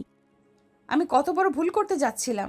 আরমান চৌধুরীর হুকুমে আমি এক নিরপরাধ মানুষকে, যে সমাজকে পরিষ্কার করতে চাইছে, তাকে শেষ করে দিতে যাচ্ছিলাম। ঠিক সেই মুহূর্তে করিডোরে ভারী বুটের শব্দ শোনা গেল। নাতাশা দ্রুত ফাইলটা নিজের কাছে লুকিয়ে ফেলল। তার শরীরের রক্তপাত যেন এক মুহূর্তের জন্য থেমে গেল প্রবল উত্তেজনায়। দরজা খুলে আরিয়ান ভেতরে প্রবেশ করল। তার চুলগুলো এলোমেলো, চোখে ঘুম ঘুম ভাব থাকলেও চাহনি সেই আগের মতোই তীক্ষ্ণ। আরিয়ান দেখল নাতাশা তার স্টাডি রুমে অদ্ভুতভাবে দাঁড়িয়ে আছে, আর তার মুখ ফ্যাকাশে হয়ে গেছে। সকাল সকাল আমার ব্যক্তিগত ডেরায় কি করছো নাতাশা? আর তোমার অবস্থা এমন কেন? তুমি তো কাঁপছো। নাতাশা কি বলবে বুঝতে পারছিল না। তার হাতে থাকা ফাইলটা সে পেছনে লুকানোর চেষ্টা করল। আরিয়ান ধীর পায়ে নাতাশার দিকে এগিয়ে এলো। সে নাতাশার ফ্যাকাশে মুখ আর তার শরীরে লেগে থাকা রক্তের ছোপ দেখে আতকে উঠল। আরিয়ানের চোখে এখন কোনো সন্দেহ নয়, বরং এক গভীর উদ্বেগ ফুটে উঠল। সে নাতাশার হাত দুটো নিজের হাতের মুঠোয় নিয়ে নিল। নাতাশা, তুমি অসুস্থ, চলো আমি তোমাকে ডাক্তার দেখাবো। আর তোমার পেছনে ওটা কি লুকানো, আমাকে দেখাও। নাতাশা আরিয়ানের ওই মায়াবী চোখের দিকে তাকিয়ে নিজেকে আর সামলাতে পারল না। সে বুঝতে পারল আরিয়ানকে সব সত্যি না বললে আজ কেউই বাঁচবে না। আরমান চৌধুরী বাইরে নিশ্চয়ই ঘাতক বসিয়ে রেখেছেন। নাতাশা ফাইলটা বের করে আরিয়ানের সামনে ধরল। আমি সব জেনে গেছি আরিয়ান। আরমান চৌধুরী কেন আমাকে আপনার কাছে পাঠিয়েছে আর উনি কি চান আমি সব জানি। আপনি আমাকে বাঁচান আরিয়ান, আমরা দুজনে মিলে ওকে শেষ করব। নাতাশা যখন ফাইলটা আরিয়ানের সামনে ধরল, তখন তার চোখের সামনে চারপাশটা ধোঁয়াটে হয়ে আসছিল। তার শরীর আর এই মানসিক চাপ আর ওষুধের পার্শ্বপ্রতিক্রিয়া সহ্য করতে পারছিল না। আরিয়ান ফাইলটার দিকে হাত বাড়াতে যাবে, ঠিক সেই মুহূর্তে নাতাশার শরীরটা নিথর হয়ে মেঝেতে লুটিয়ে পড়তে শুরু করল। আরিয়ান এক লাফে এগিয়ে গিয়ে তাকে পাঁজাকোলা ধরে ফেলল। নাতাশা, নাতাশা চোখ খোলো, কি হয়েছে তোমার? গার্ডস, গাড়ি বের করো এখনই। আরিয়ান পাগলের মতো নাতাশাকে নিয়ে তার ব্ল্যাক এসইউভিতে করে শহরের সেরা প্রাইভেট হাসপাতালের দিকে ছুটল। তার দুশ্চিন্তা তখন আকাশচুম্বী। সে নাতাশাকে হারানোর ভয় কুঁকড়ে যাচ্ছিল, অথচ সে জানত না নাতাশা আসলে তার খুনের পরিকল্পনা নিয়ে এসেছিল। হাসপাতালের এমার্জেন্সিতে নাতাশাকে নেওয়ার পর কয়েক ঘন্টা পার হয়ে গেল। আরিয়ান করিডোরে অস্থিরভাবে পায়চারি করছিল। অবশেষে ডাক্তার কেবিন থেকে বেরিয়ে এলেন। তার মুখে তখন এক গম্ভীর কিন্তু স্বস্তির রেখা। আপনি কি ওনার স্বামী, মিস্টার আরিয়ান চৌধুরী? হ্যাঁ ডক্টর, ও কেমন আছে? ওই ব্লিডিং কেন হচ্ছিল? ওর কি বড় কোনো অসুখ হয়েছে? ডাক্তার আরিয়ানের দিকে একবার তাকালেন, তারপর নাতাশার রিপোর্টের দিকে চোখ বোলালেন। তিনি যা বললেন তা শুনে আরিয়ানের পায়ের নিচ থেকে যেন মাটি সরে গেল। সে এতদিন যেটাকে নাতাশার সস্তা চাল আর অভিনয় ভেবেছিল, তা যে বিধাতার এক অমোঘ সত্যি হয়ে তার সামনে দাঁড়াবে, সেটা সে কল্পনাও করেনি। দেখুন মিস্টার চৌধুরী, আপনার স্ত্রী প্রেগনেন্ট, তবে ওনার শরীরের হরমোনাল ইমব্যালেন্স অনেক বেশি। আর আপনার বোধ হয় গতরাতে শারীরিক সম্পর্কের ক্ষেত্রে একটু বেশি অসতর্ক ছিলেন। ওই তীব্র উত্তেজনার কারণেই ওনার ইন্টারনাল ব্লিডিং শুরু হয়েছিল। অল্পের জন্য বাচ্চাটা মিসক্যারেজ হয়নি। লাকিলি আমরা ভ্রূণটাকে বাঁচাতে পেরেছি। আরিয়ান স্তব্ধ হয়ে দেওয়ালের ওপর হেলান দিয়ে দাঁড়িয়ে রইল। তার মগজে যেন হাজারটা আগুনের গোলা একসাথে ফাটল। নাতাশা তাকে মিথ্যে বলেনি। তবে কি সেই প্রথম রাতের এক মুহূর্তের ভুলে সত্যিই এক নতুন প্রাণের সঞ্চার হয়েছিল? আরিয়ান বুঝতে পারল না সে হাসবে নাকি কাঁদবে। নাতাশা প্রেগন্যান্সির কথা বলে তাকে মারতে এসেছিল ঠিকই, কিন্তু সে তো জানত না যে তার ভেতরে সত্যি আরিয়ানের রক্ত বেড়ে উঠছে। ওনাকে এখনও সম্পূর্ণ বিশ্রাম নিতে হবে। কোনো রকম মানসিক বা শারীরিক ধকল যেন ওনার উপর না হয়। একটু দেরি হলে কিন্তু আমার মা, বাবা, বাচ্চা কাউকে বাঁচাতে পারতাম না। আরিয়ান ধীর পায়ে কেবিনের ভেতর ঢুকল। নাতাশা তখনও অঘরে ঘুমিয়ে আছে। তার হাতে স্যালাইন চলছে। আরিয়ান বিছানার পাশে বসে নাতাশার ফ্যাকাশে হাতটা নিজের হাতের মুঠোয় নিল। তার মনে পড়ল সেই ফাইলটার কথা যা নাতাশা তাকে দেখাতে চেয়েছিল। সে বুঝতে পারল নাতাশা তাকে বাঁচাতে চেয়েছিল বলেই আরমান চৌধুরীর সত্যটা খুঁজে বের করেছে। আরিয়ান নাতাশার কপালে একটা দীর্ঘ এবং উষ্ণ চুমু খেল। তার চোখে তখন ভালোবাসার সাথে সাথে এক ভয়ঙ্কর প্রতিশোধের আগুন ফিসফিস করে। তুমি আমার সন্তানকে বাঁচিয়েছ নাতাশা। এবার আমি তোমাকে আর আমাদের এই অনাগত প্রাণকে দুনিয়ার সব বিপদ থেকে বাঁচাবো। আরমান চৌধুরীকে তার এই নোংরা খেলার শেষ দানটা আমি দেখাবো। আরিয়ান বুঝতে পারল না নাতাশা আসলে পুলিশ অফিসার কিনা, কিন্তু সে এটা বুঝে গেল যে নাতাশা এখন আর তার শত্রু নয়, সে তার জীবনের সবচেয়ে মূল্যবান সম্পদ। ঠিক সেই মুহূর্তে নাতাশা খুব ধীরে চোখ মেলল এবং আরিয়ানের ভেজা চোখ দেখে অস্ফুট স্বরে কিছু বলার চেষ্টা করল। আরিয়ান, আপনি কি? হাসপাতালের সাদা কেবিনে ভোরের নরম আলো এসে পড়েছে। নাতাশা যখন জানল যে তার গর্ভের সন্তানটি কোনো নাটক নয়, বরং এক রূঢ় ও সুন্দর বাস্তব, তখন তার চোখে জল আর বাঁধ মানল না। সে কাঁপা কাঁপা হাতে আরিয়ানের হাতটা চেপে ধরল। আরিয়ান তখন পাশে রাখা সেই ফাইলটার পাতাগুলো ওল্টাচ্ছে, আর তার চোখের মণি দুটো রাগে টকটকে লাল হয়ে উঠছে। আরিয়ান, আমি আপনাকে মারতে এসেছিলাম। আরমান চৌধুরী আমাকে বিশ্বাস করিয়েছিলেন যে আপনি একজন খুনি, কিন্তু এই ফাইল বলছে আসল শয়তান সে নিজে। এক কুটিল হাসি হেসে আমি জানতাম ও একদিন নিজের কবর নিজেই খুঁড়বে, কিন্তু ও যে আমার সন্তানকে ঢাল হিসেবে ব্যবহার করবে সেটা ভাবিনি। নাতাশা, তুমি এখানে শান্ত হয়ে থাকো। আমাদের টিমের বিশেষ ফোর্স আর পুলিশ হেডকোয়ার্টার এখন আমার ইশারায় নড়বে। আজ আরমান চৌধুরীর সাম্রাজ্য তাসের ঘরের মতো ভেঙে পড়বে। চৌধুরী ম্যানশনে তখন উৎসবের বদলে এক রণক্ষেত্রের প্রস্তুতি। আরমান চৌধুরী তার বডিগার্ডদের নিয়ে ড্রয়িং রুমে বসে আরিয়ানের মৃত্যুর খবর শোনার অপেক্ষায় ছিলেন। ঠিক সেই মুহূর্তে হলের দরজা ভেঙে আরিয়ান প্রবেশ করল। তার পেছনে বিশাল এক সশস্ত্র পুলিশ বাহিনী, যার নেতৃত্বে স্বয়ং অর্ণব। অর্ণবের চোখে আজ অপরাধ বোধ আর জেদ। সে নিজের ভুল বুঝতে পেরে আরিয়ানের সাথে হাত মিলিয়েছে। আরিয়ান, তুমি আর পুলিশ কেন এখানে? নাতাশা কোথায়? নাতাশা এখন সুরক্ষিত আরমান চৌধুরী। ও এখন আমার সন্তানের মা। আর তোমার এই ফাইলটা, এটা এখন তোমার ফাঁসির দড়ি। অর্ণব এগিয়ে এসে আরমান চৌধুরীর সামনে ফাইলটা ছুঁড়ে মারল। প্রতিটি পাতায় আরমানের খুনের নকশা, জাল ডিল আর আরিয়ানের বাবার সাথে করা প্রতারণার অকাট্য প্রমাণ। আরমান পালাতে চাইলেন, কিন্তু অর্ণবের রাইফেলের নল সরাসরি তার কপালে এসে ঠেকল। Game over Arman Chowdhury. আপনি একজন পুলিশ অফিসারকে নিজের ব্যক্তিগত খুনি হিসেবে ব্যবহার করতে চেয়েছিলেন। এর মাসুল আপনাকে কড়ায় গন্ডা দিতে হবে। আরিয়ান, তুই নিজের চাচাকে জেলে পাঠাবি? আমি তোকে বড় করেছি। আরমানের কলার ধরে তুমি আমাকে বড় করনি, তুমি আমাকে ধ্বংস করতে চেয়েছিলে।